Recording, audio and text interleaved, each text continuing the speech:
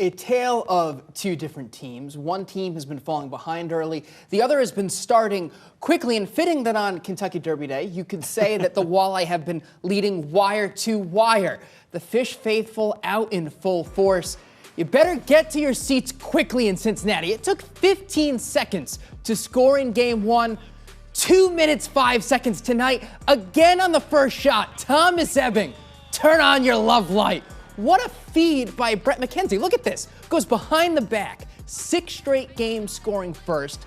That's good, and too much of a good thing is a good thing. Trenton Bliss centers Gordy Green. Make it 2 goals in 5:13. That top line continues to be lethal. 2-0 after one. Just over a minute into the second period, a rare lapse at both ends. Jalen Smerick on the breakaway. Cincy's on the board, 2-1. And they look so excited. Bask for 51 seconds. The Walleye sucked the air right out of the building. Juicy rebound from Andrew Sturts. Drew Warad buries it 3-1 after 2. Deja vu. Cincy cuts it to 3-2 midway through the third. 91 seconds later, TJ Hensick. Breathe easy. They've got this. Henny's 19th playoff goal in his 50th game. 5-2 with a Hawkins empty. Outshot 38-28, but the Fish take a 2-0 series lead back home. Good teams, they learn and know how to do that. And obviously, I thought Cincinnati outplayed us in the second and third. It's going to happen, but good teams find ways to win. And again, you talked about responding, and you give up a goal, you get it right back. And that just, just lifts the spirits of the guys on the bench. And proud of our guys for their response for those goals against. Matt Melzak and Kendall Linnenkugel were on the call. They have more from Cincinnati. All right, thanks. Back here in Cincinnati. Kendall, you win games in different ways. Last night, the power play, special teams, dominating performance for the Toledo Walleye. Tonight, you could see how desperate Cincinnati was when they got to periods 2 and 3.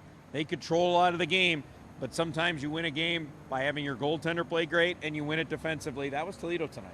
Right, and I think when the Walleye opened with their first 2 shots were their first 2 goals, I think that said a lot about how the Walleye were going to play in the rest of the game.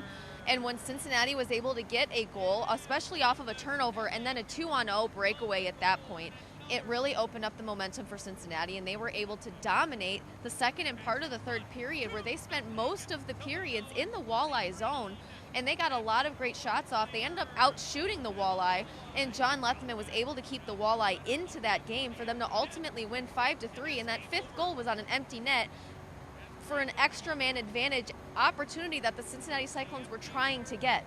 Yeah, they did, but John Lethman finishes up with 36 saves. I loved it. Claire asked, Dan Watson about that rotation. You know what?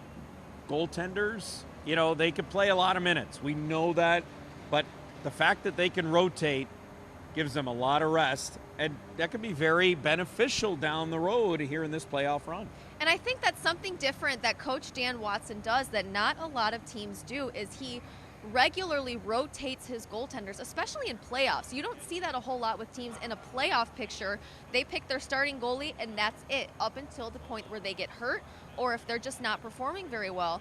Dan Watson wants to keep his goalies fresh. He wants to keep them with a good idea of how the team is playing, and he rotates them evenly, and that's doing such amazing things for how the goaltenders are playing on either end. Yeah, they're both fresh, and you saw that tonight. John Lethman in the third period comes up with some fantastic stops, and Toledo has a nice 2-0 cushion heading back to Toledo, where the possibility of the next 3 games would all be at the Huntington Center Wednesday, Friday, and Saturday next week. That's the story from down here in Cincinnati. Let's send it back to you now in the studio.